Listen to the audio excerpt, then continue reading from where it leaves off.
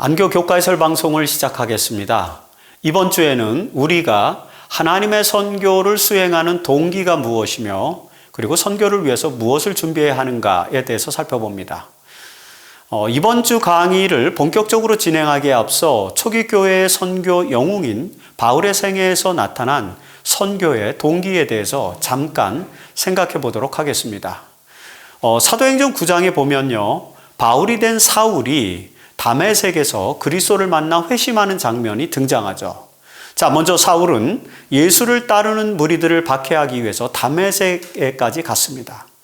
그런데 그 길에서 그는 예수를 만나게 되죠. 사도행전 9장 3절에 보면 이렇게 되어 있습니다. 사울이 길을 가다가 다메섹에 가까이 이르더니 호련히 하늘로부터 빛이 그를 둘러 비추는지라. 거죠. 자, 이 빛을 보고 땅에 엎드려진 사울을 향해서 예수는 5절에 보면 나는 내가 박해하는 예수라고 이렇게 선언하죠. 그렇게 선언한 후에 그를 예수의 제자 중 한 사람인 아나니아에게 보냈습니다. 그래서 사도행전 9장 17절에 보면 이제 아나니아가 그 명령을 듣고 떠나서 그 집에 들어가서 바울에게 안수하여 이르되 형제 사울아 주 곧 내가 오늘 길에서 나타나셨던 예수께서 나를 보내어 너로 다시 보게 하시고 성령으로 충만하게 하신다 하니 라고 이렇게 말하죠. 자, 이 아나니아를 만난 사울은 다시 보게 된다고 이렇게 기록하고 있고요. 그 다음에 침례를 받았고요. 그리고 다시 건강을 회복했습니다. 이것이 18절로 19절에 나옵니다. 그리고 이제 그 다음에 다메섹에서 이제 제자들과 바울이 함께 머무는 동안에 이제 선교에 참여하게 되는 것입니다. 자, 사도행전 9장 19절에 보니까요, 사울이 다메섹에 있는 제자들과 함께 며칠 있을새, 그 며칠 동안 즉시로 각 회당에서 예수가 하나님의 아들이심을 전파하니 라고 이렇게 기록되어 있죠. 자, 이 바울의 회심과 선교의 시작 이야기는 매우 극적인 사건과 더불어서 시작되었습니다. 그러나 그 내용을 자세히 들여다보면 사실 모든 사람들이 하나님의 선교에 참여할 수 있는 동기와 또 계기가 무엇인지에 대해서 알게 해주죠. 예수를 믿는 사람들을 박해하는 데 앞장섰던 이 바울은요, 우선 예수 그리스도를 만납니다. 그리고 복음의 눈을 뜨게 되었고요. 그 다음에 침례를 받고 예수의 제자들과 함께 복음을 전하는 선교에 참여하게 되었습니다. 자, 이런 일련의 경험들이 바울을 초기 교회에서 가장 위대한 선교의 영웅이 되게 하였던 것이죠. 이 바울의 이야기에서 우리는 선교의 동기가 무엇이며 선교자가 되기 위해서는 어떤 준비를 해야 하는지를 분명하게 깨닫게 됩니다. 자, 그 선교의 동기는 바로 예수를 만나서 복음의 눈을 뜨고 회심을 경험하는 것이죠. 자, 그리고 선교사가 되기 위한 준비란 제자가 되는 것이라고 이렇게 정리를 해볼 수 있습니다. 이번 주에는 누가복음 24장과 그리고 사도행전 1장, 2장에 나타난 제자들의 경험을 통해서 이런 내용들을 좀 더 구체적으로 살펴보게 되는 것입니다.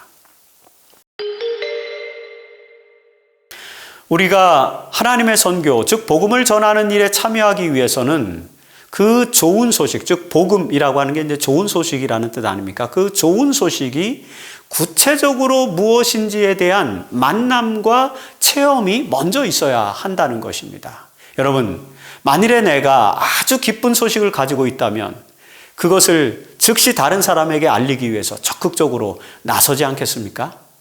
선교의 기본 동기는 사실 이와 같은 것이죠. 우리가 구원에 관한 기쁜 소식을 가지고 있다면 그 소식을 전하는 일에 기꺼이 참여하게 될 것입니다. 이것이 선교의 기본 동기라는 사실을 사실 우리는 잘 알고 있습니다. 그렇다면 그리스도인들의 선교의 동기는 어떤 소식으로부터 시작되는 걸까요? 누가복음 24장에서 우리는 그 내용을 확인할 수 있습니다. 여러분, 사도행전의 선교 역사는요, 사실 복음서 마지막에 나타난 예수의 부활 사건으로부터 시작되는 것입니다. 사도행전의 역사가 있으려면 이 예수님의 부활 사건이 있어야 되는 것입니다. 그래서 누가는요, 이 이야기를, 이 예수님의 부활 사건 이야기를 누가복음 24장에 기록해 놓았고요. 그 다음에 그 이후의 이야기를 연속해서 사도행전에 기록하고 있습니다. 따라서 우리는 누가복음 24장에 나타난 예수의 부활 사건이 사도행전의 놀라운 선교 역사의 배경이 되고 있다는 사실을 알게 됩니다. 그래서 누가복음 24장의 마지막 부분과 사도행전 1장의 앞부분은 오버랩되는 것을 보게 됩니다. 자, 여러분, 사도행전 1장 1절로 2절에 보면요, 데오빌로여, 내가 먼저 쓴 글에는 무릇 예수께서 행하시며 가르치시기를 시작하심으로부터 그가 택하신 사도들에게 성령으로 명하시고 승천하신 날까지의 이 일을 기록하였노라 하고 이 사도행전을 시작합니다. 자, 여기서 말하는 누가가 먼저 기록한 글은 누가복음이죠. 그래서 이 글은요, 누가복음의 속편, 이 사도행전은 누가복음의 속편이라는 사실을 이야기해 줍니다. 그래서 여러분, 결국 초기 교회의 놀라운 이 성령의 선교 역사는, 사도행전의 역사는 누가복음 24장에 나타난 예수의 부활 사건이 그 동기가 되었다는 사실을 알 수 있게 되는 것입니다.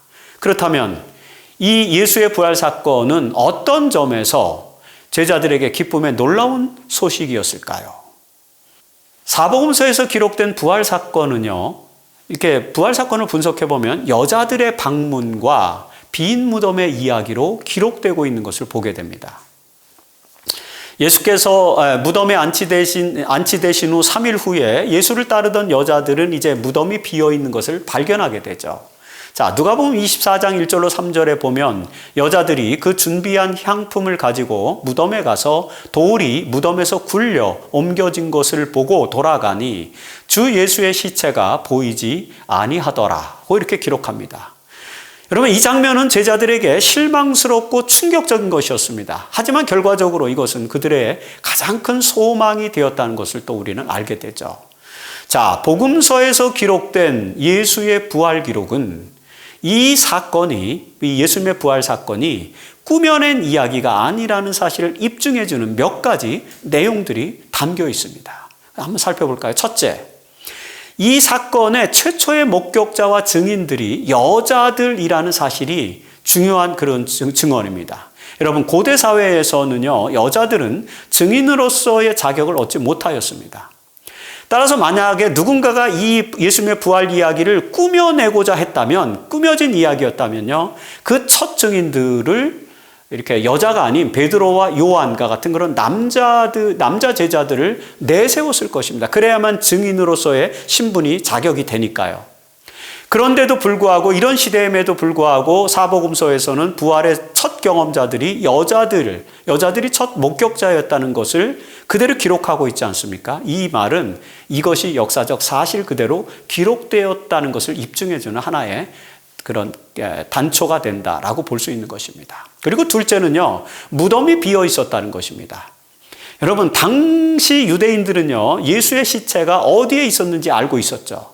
따라서 무덤이 비어 있었다는 이 여자들의 증언은 매우 쉽게 확인할 수 있었던 그런 상황이죠. 그래서 당시 유대 지도자들은 예수의 무덤이 비어 있었다는 사실을 알고 있었기 때문에 마태복음 28장 13절에 보면 대제사장과 장로들이 그 무덤을 지켰던 경비들에게 이렇게 부탁하죠. 그의 제자들이 밤에 와서 우리가 잘 때에 그를 도둑질하여 갔다고 하라. 이렇게 거짓말을 하게 합니다. 자, 이것은 당시에 예수의 무덤이 비어 있었다는 것을 제사장들까지 알고 있었다라고 하는 것입니다. 그래서 이것이 예수님의 부활을 확증해주는 또 역사적 정황이다라고 이렇게 볼 수 있는 것이죠. 빈 무덤은 제자들로 하여금 예수의 부활에 대한 소망을 갖게 해주었습니다. 자, 누가복음 24장 12절에 보면은요, 베드로는 그 된 일을 놀랍게 여기며 집으로 돌아가니라고 이렇게 묘사합니다. 사실 베드로와 제자들은 여자들의 말을 믿지 않고 무덤으로 뛰어갔어요. 가보니까 실제로 무덤이 비어 있었던 것입니다. 그래서 베드로는 여기 그 일을 놀랍게 여기더라 이렇게 표현되고 있는데, 그 말은 무슨 말이냐면 그것을 불가사의하게 여겼다라고 이렇게 표현하는 것입니다. 도대체 어떻게 예수님의 시체가 있던 무덤이 빈 무덤이 되었지라고 아직까지 확신을 못하는 거죠. 자, 이 장면에서 우리는 제자들이, 베드로를 포함한 제자들이 예수님의 부활에 대한 가르침을 아직도 제대로 깨닫지 못하고 있었음을 보게 됩니다. 사실 사복음서에 보면은 예수님이 여러 번 부활에 대한 이야기를 하셨어요. 특히 여기 마가복음 10장 34절에 보면요. 그들은 능욕하며 침뱉으며 채찍질하고 죽일 것이나 그는 3일 만에 살아나리라. 이렇게 예수님이 말씀하셨어요. 그런데 제자들은 그 말씀을 들었지만 그 말씀의 의미를 이해하지 못했던 것입니다.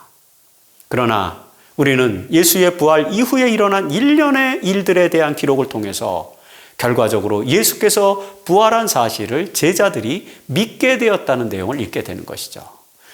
그들은 예수의 부활을 믿게 되면서 구원의 기쁜 소식에 벅차 오르게 되었습니다. 그래서 그들은 예수께서 살아나셨다는 이 기별을 온 세상에 전하지 않고는 견딜 수 없는 마음을 갖게 되었죠. 그것이 사도행전 4장 20절에 나옵니다. 여기 보면 베드로와 요한이 공회 앞에서 우리는 보고 들은 것, 예수님의 부활을 보고 예수님께로부터 들은 것, 이것을 말하지 아니할 수 없다라고 이렇게 담대하게 고백하는 장면을 목격하게 됩니다.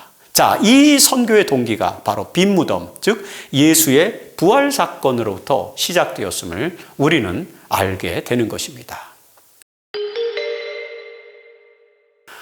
예수의 부활이 제자들에게 강력한 선교의 동기가 되었던 것은 이제 분명한 사실이죠. 그러나 그들이 예수의 부활을 확실하게 믿고 그것을 기쁨으로 받아들여서 세상에 전파하기까지는 신앙적 경험의 몇 가지 단계가 사실 더 필요했습니다.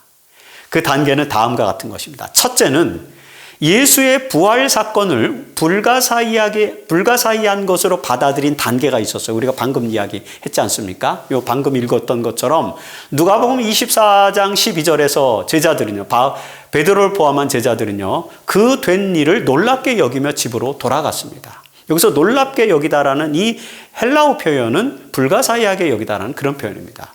자, 제자들은요, 무덤에 예수의 시체가 사라진 것을 불가사의하게 여겼습니다.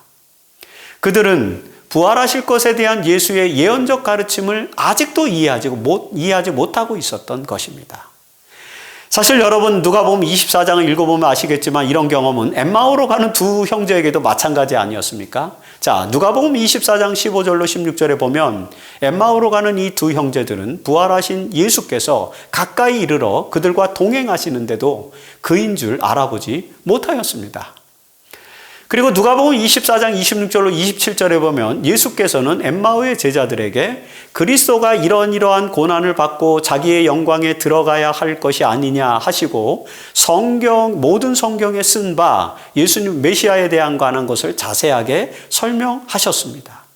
자, 이처럼 예수의 부활은 사실 하나님의 말씀의 기초 위에 있었어요. 예언적 기초 위에 있었고요. 그리고 제자들에게도 이미 계시된 것이었지만, 가르쳐진 것이었지만, 그럼에도 불구하고 제자들은 아직 그 사건을 받아들일 단계에 이르지 못했습니다. 그래서 그들은 그 사건의 진실을 이해하지 못하고 불가사의하게 여긴 것입니다. 이것이 첫 번째 단계예요. 그리고 둘째는 부활하신 예수를 목격하는 이제 단계죠. 자, 누가복음 24장 30절로 31절에 보면요, 엠마오의 두 제자는 이제 예수님께서 그들과 함께 음식 잡수실 때에 떡을 가지사 축사하시고 떼어서 그들에게 주시니 그들의 눈이 밝아져 예수님인 줄 알아보게 된 것입니다.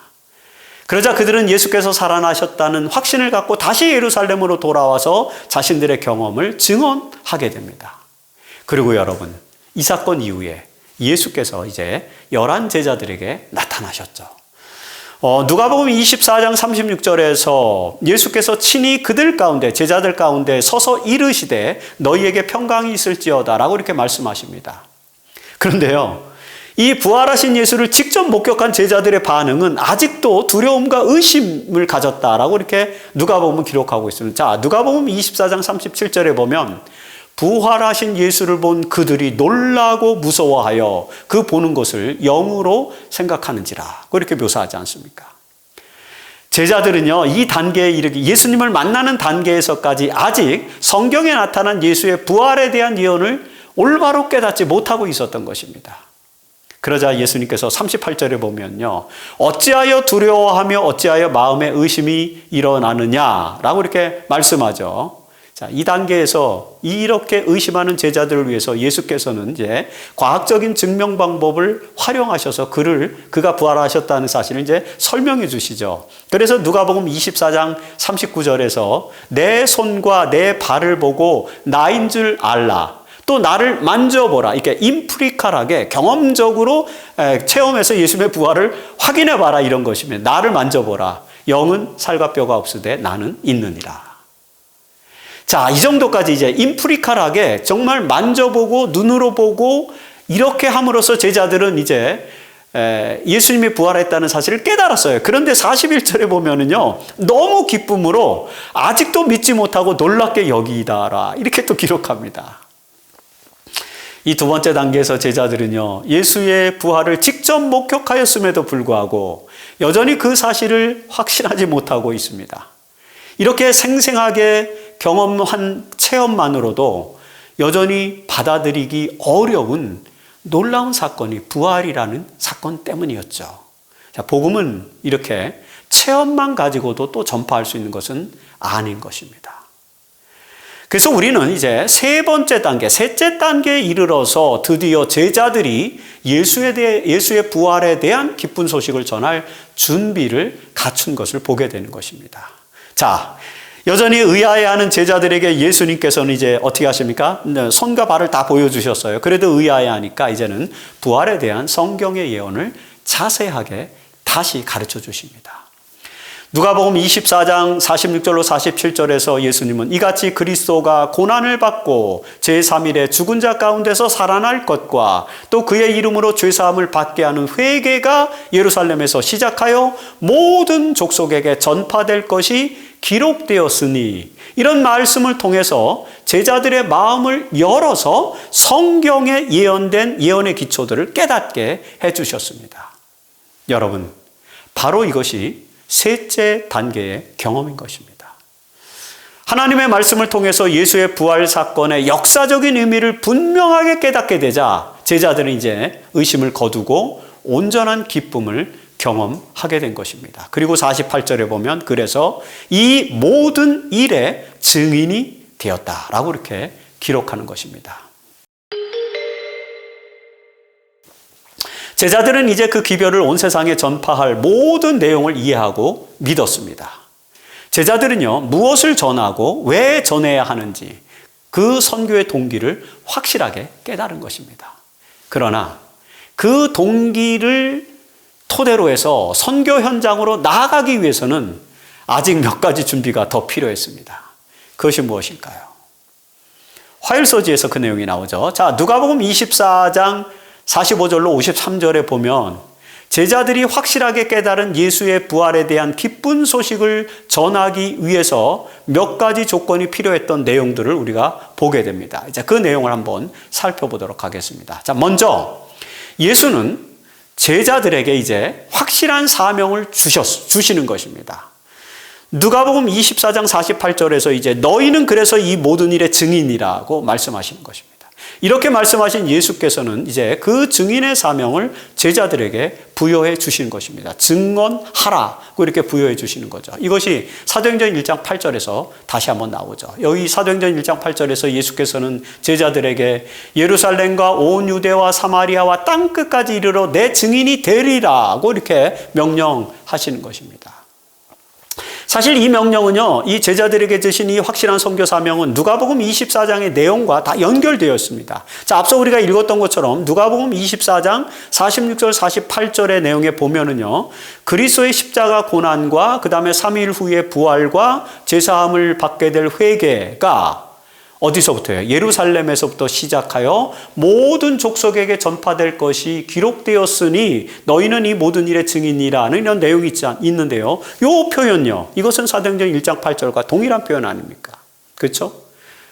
예루살렘과 온 유대와 사마리아 땅끝까지 이르러서 내 증인이 되라, 이 말하고 예루살렘에서 시작하여 모든 족속에게 전파될 것이니 이 모든 일에 너희가 증인이야, 이 말 같은 말입니다.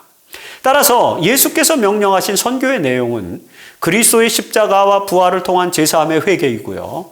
그 다음에 선교 지역은 예루살렘에서 시작하여 모든 족속에게 전파되는 것이고요. 선교의 방식은 뭡니까? 증언, 보고 들은 것을 증언하는 것입니다. 이것이 예수께서 제자들에게 주신 사명입니다. 그리고 이 사명을 위해서 예수께서는 성령을 이제 약속하시는 것입니다. 이것이 누가복음 24장에도 나오고 사도행전 1장에도 나오고, 자, 누가복음 24장 49절에 보면요, 예수는 제자들에게 이제 내가 내 아버지께서 약속하신 것을 너희에게 보내리니 너희는 의로부터 능력으로 입혀질 때까지 이 성에 머물라. 성령을 받을 때까지 이 성에 머물라고 말씀하시는 거지 않습니까? 자, 여기서 약속하신 이 위로부터 오는 능력은 성령을 말하는 것입니다. 그래서 사도행전 1장 8절에서도 예수는 오직 성령이 너희에게 임하시면 너희가 권능을 받고 내 증인이 되리라고 말씀하셨습니다. 자, 예수께서는 제자들이 선교 사명을 완수할 수 있도록 성령의 능력을 약속하신 것입니다. 누가복음 24장 49절에서 너희는 위로부터 능력으로 입혀질 때까지 이 성에 머물라고 하신 이 말씀하고, 사도행전 1장 4절로 5절에서 예루살렘을 떠나지 말고 아버지께서 약속하신 것을 기다리라. 너희는 몇 날이 못되어 성령으로 침례를 받으리라고 하신 말씀이 다 동일한 내용입니다. 그래서 누가복음 24장과 사도행전 1장에서는 예수께서 제자들에게 성령의 약속까지 해주시는 내용들이 동일하게 기록되어 있는 것이죠. 이처럼 증인 사명과 성령의 약속, 이것이 바로 제자들이 예수의 부활을 전하기 위한 조건이었던 것입니다. 그리고요, 이런 약속이 성취되기 위해서는 어떻게 해야 돼요? 제자들은 우선 예루살렘에 머물면서 성령을 기다려야 했습니다. 그러나 여러분, 그 성령이 막연히 기다린다고 해서 오는 것은 아니죠. 자, 제자들은 성령의 약속을 기다리면서 어떻게 했어요? 그 성령을 받기 위해서 준비해야만 했습니다. 그 준비가 뭘까요? 그것은 기도하는 일이에요. 그리고 제자를 보충하는 것이었다고 사도행전에 나옵니다. 자, 먼저 제자들은 마가의 다락방에 모여서 함께 기도하였죠. 사도행전 1장 13절로 14절에 그들이 유하는 다락방으로 올라가니 12제자들이 이제 다 거기 있어 여자들과 예수의 어머니 마리아와 예수의 아우들과 더불어 마음을 같이하여 오로지 기도에 힘쓰더라고 이렇게 기록되어 있습니다. 여러분, 제자들은 마가의 다락방에 모여서 기도하기 시작했습니다. 얼마나 많은 사람이 모였을까요? 사도행전 1장 15절에 보면 모인 무리의 수가 약 120명이나 되더라고 이렇게 그 규모를 또 말해주죠.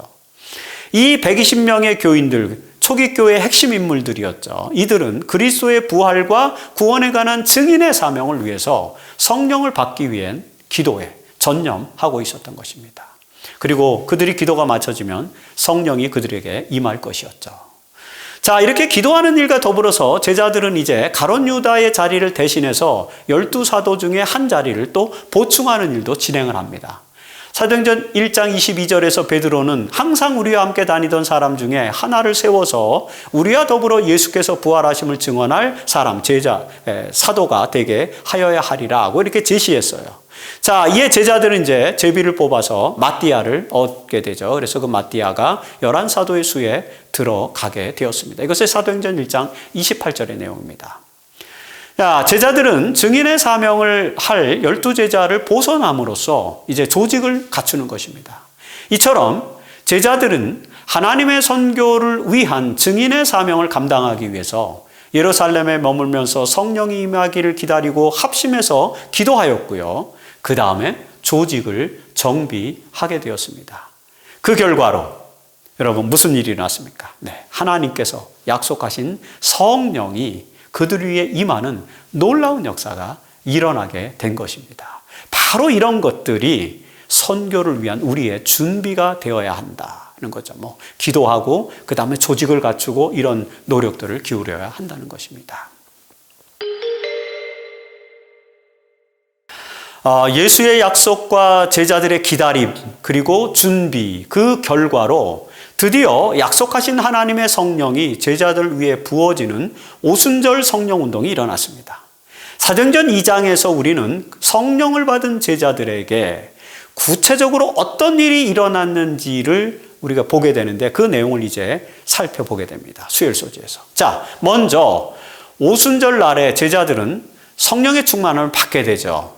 사도행전 2장 1절로 4절에서 보면요, 오순절 날이 이미 이름에 그들이 다 같이 한 곳에 모였더니 홀연히 하늘로부터 급하고 강한 바람 같은 소리가 있어 그들이 앉은 온 집에 가득하며 마치 불의 혀처럼 갈라지는 것들이 그들에게 보여 각 사람 위에 하나씩 임하여 있더니 그들이 다 성령의 충만함을 받고.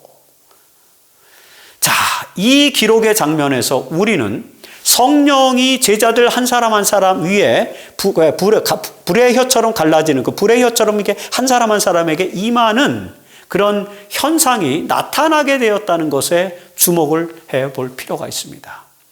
여러분, 성경에서요, 성령 하나님이 보이는 실체로 나타난 적이 딱 2번 있습니다. 그 중에 하나는 예수님의 침례 장면이고요. 다른 하나는 바로 이 오순절 성령 임재 장면입니다. 자, 먼저 누가복음 3장 22절에 보면은요, 예수님께서 침례를 받으실 때에 누가는 이렇게 표현했어요. 다른 복음서는 요 단어가 안 나오는데 누가복음에만 요 단어가 나오는데 뭐냐면 성령이 비둘기 같은 형체로 그 위에 강림하시더니라는 이런 표현이 있습니다. 자, 여기서 누가가 표현한 성령은 비둘기 같은 형체로 나타났다는 것입니다. 보인다는 거죠. 그리고 사도행전 2장 3절에서는 성령은 불의 혀처럼 갈라진 어떤 실체로 또 나타났다는 것입니다. 자, 이렇게 성령이 2번 가시적으로 눈에 보일 수 있게 나타났다는 이 기록들은 성령이 삼위일체 중에 한 실체로 존재하신다는 사실을 알게 해주는 매우 중요한 성경 구절이에요. 이처럼 성령이 가시적으로 나타나서 제자들 위에 임하심으로 말미암아 모두 다 이제 성령 충만함을 받게 되었습니다. 자, 그러자 성령의 충만함을 받은 제자들이 이제 방언을 말하기 시작했다고 또 기록되죠. 사도행전 2장 4절에 보면 그들이 다 성령의 충만함을 받고 성령이 말하게 하심을 따라 다른 언어들로 말하기를 시작하니라. 이렇게 기록됩니다. 여러분, 당신은 오순절이었기 때문에 3대 절기, 유월절과 그 다음에 오순절과 장막절, 이 세 절기 때는 반드시 유대인들이 예루살렘에 오는 관습이 있지 않습니까? 오순절이었기 때문에 예루살렘에는 전 세계 곳곳에서 많은 유대인들이 모여들었습니다. 제자들은 이들에게, 전 세계 곳곳에서 모여든 이들에게 복음을 증언하기 위해서 입을 열었는데요. 그런데 사도행전 2장 8절에 보니까 각 사람이 난 곳 방언으로 듣게 된 것입니다. 여러분, 성령은 제자들로 하여금 다른 언어를 사용할 수 있도록 능력을 주셨습니다. 그 성령의 능력은 복음을 알지 못하는 사람들에게 그리스도의 부활과 회개의 복음을 전하기 위한 하나님의 선물이었죠. 하나님의 선교는요, 이런 성령의 능력을 수반하게 되는 것입니다. 성령의 능력으로서 믿지 않는 사람들에게 예수의 부활과 회개의 복음을 전할 수 있다는 것입니다. 그리고 이런 현상들은 우리의 선교에서도 나타나는 것입니다. 그렇죠? 우리의 선교에서도 바로 이런 성령의 능력이 나타나야 되고 그것이 절실하게 요구된다고 우리는 생각해 볼 수 있습니다. 그리고 제자들이 정한 복음의 기별은요, 이제 제자들이 그 많은 사람들에게 구체적으로 전했던 복음의 기별은 예수의 부활 소식이었다는 것이죠. 제자들은 예수 그리스도의 생애와 죽음을 자세하게 설명한 후에요. 사도행전 2장 32절에 보면 이 예수를 하나님이 살리신 자라, 부활하신 자라, 우리가 다 이 일의 증인이로다. 이 부활하신 예수 그리스도를 목격한 증인이로다. 라고 이렇게 증인의 사명을 수행하였습니다. 제자들이 전한 기별은 예수의 부활에 관한 소식이었습니다. 이 예수님의 부활을 목격한 증인으로서 그들은 예수님의 부활을 전한 것이었죠. 그러자 여러분 어떤 일이 일어납니까? 사람들은 제자들에게 이제 형제들아 그러면 우리가 어찌할 거라고 이렇게 물어요. 제자들의 이 생생한 증언은 사람들의 마음을 열게 된 것입니다. 그래서 그들은 어떻게 해야 하는지를 묻게 되죠. 그러자 베드로는 이렇게 호소합니다. 사도행전 2장 38절. 너희가 회개하여 각각 예수 그리스도의 이름으로 침례를 받고 죄사함을 받으라. 것이죠. 자, 제자들이 전한 기별은 결국엔 예수님께서 누가복음 24장에서 가르치셨던 그거였죠. 회개와 제사이었다는 것입니다. 이처럼 예수의 부활을 믿는 사람들은 회개와 제사함을 얻게 된다는 것입니다. 제자들의 이런 증인의 사명으로 인해서 예루살렘에는 예수를 믿고 침례를 받는 사람들이 이제 많아지게 되었죠. 그래서 사도행전 2장 41절에 보면은요, 그 말을 받은 사람들은 침례를 받음에 이날에 신도수가 3,000이나 더하더라. 이렇게 기록하는 것입니다. 여러분, 초기 교회의 선교는 매우 성공적이었습니다. 그렇게 성공할 수 있었던 이유는요, 선교의 모든 조건이 다 포함되어 있었기 때문이었죠. 자, 선교의 동기로서 예수의 부활이 있었죠. 제자들은 그것을 목격한 증인들이었습니다. 그리고 선교를 위한 명령과 약속이 있었고요. 제자들은 그 약속을 기다리면서 기도와 조직을 보완하게 되었습니다. 이렇게 기다리면서 준비한 제자들에게 이제 성령의 능력이 주어졌고요. 그로 인해서 선교가 가능하게 된 것입니다. 이런 초기 교회의 이런 선교의 동기와 준비 상황, 이런 것들은요, 오늘 우리에게도 매우 필요한 것들이다라고 생각할 수 있는 것입니다.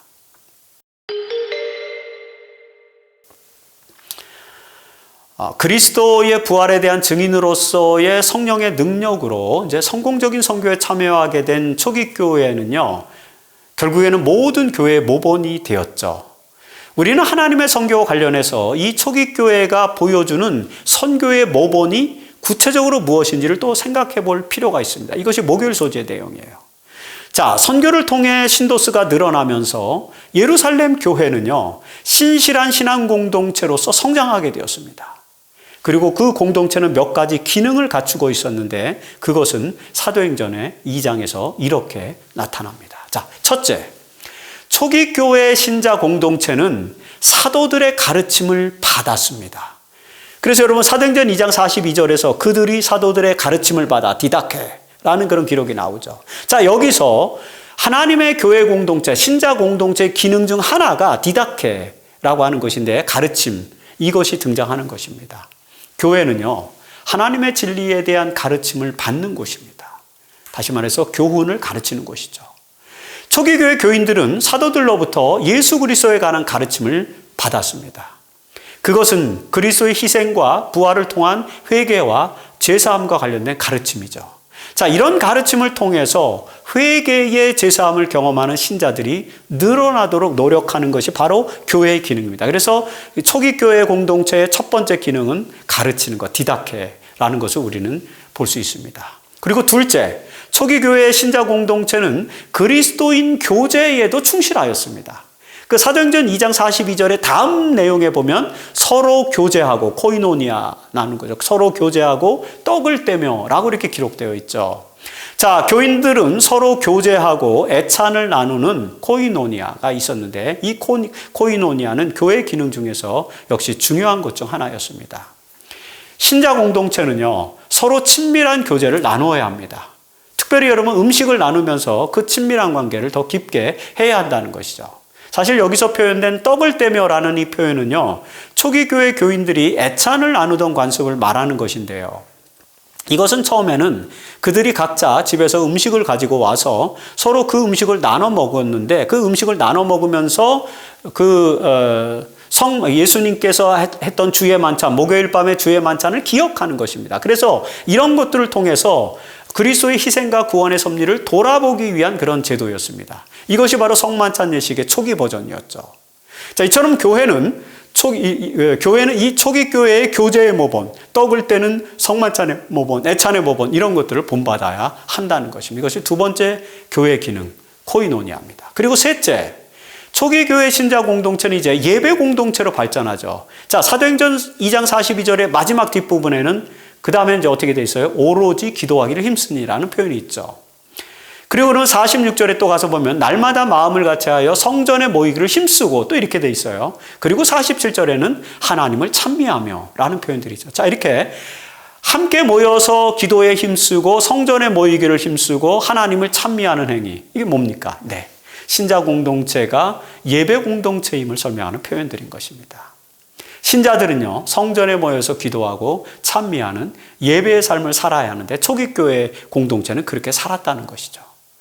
그래서 히브리서 10장 25절에서는요, 모이기를 패하는 어떤 사람들의 습관과 같이 하지 말고 오직 권하여 그날이 가까움을 볼수록 더욱 그리하자, 더욱 열심히 모이자 예배 드리자라고 호소하는 것 아닙니까?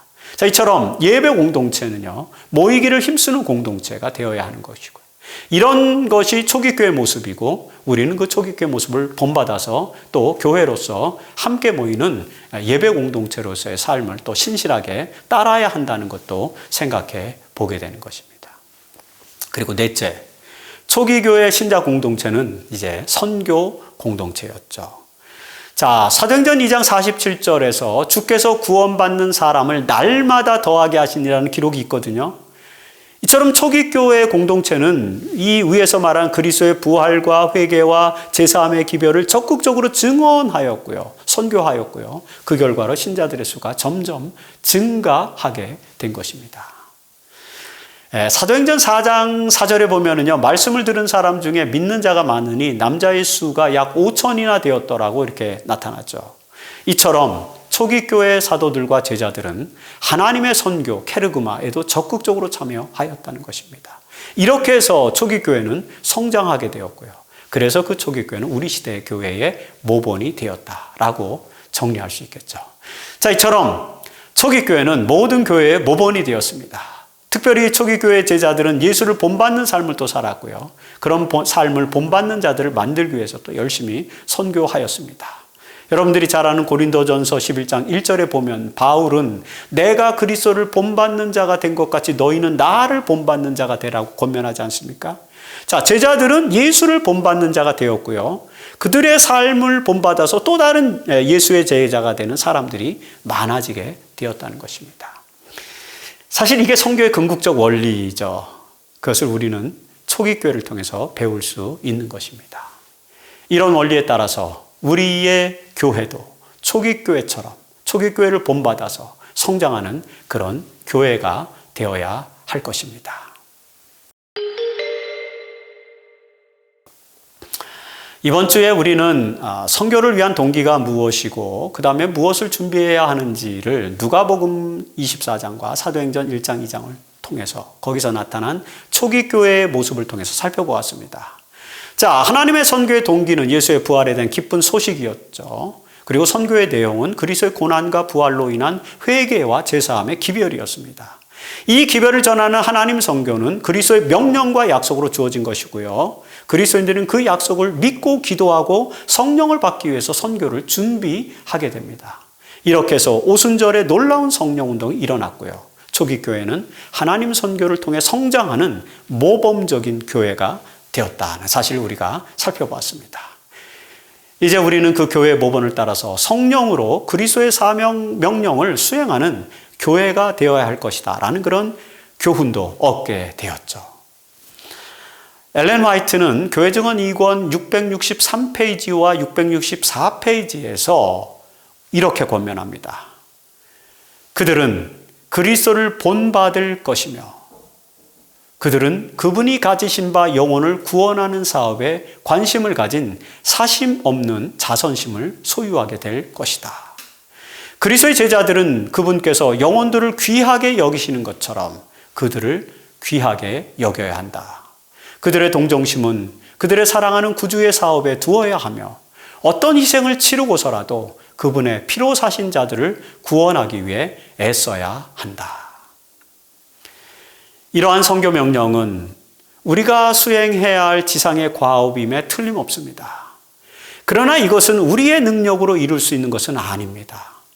예수님께서 제자들에게 약속해 주신 성령의 능력을 통해서 이룰 수 있는 것입니다. 그래서 여러분, 우리는 기도해야 합니다. 하나님의 성령이 우리 안에 임하셔서 놀라운 일을 일으킬 수 있도록 기도하고 그리고 영혼을 구원하는 초기 교회의 모본을 따르는 우리가 되어야 할 것입니다. 모든 성도들과 교회가 그런 하나님의 능력에 동참하기를 바라면서 이번 주 교과해설 방송을 마치겠습니다.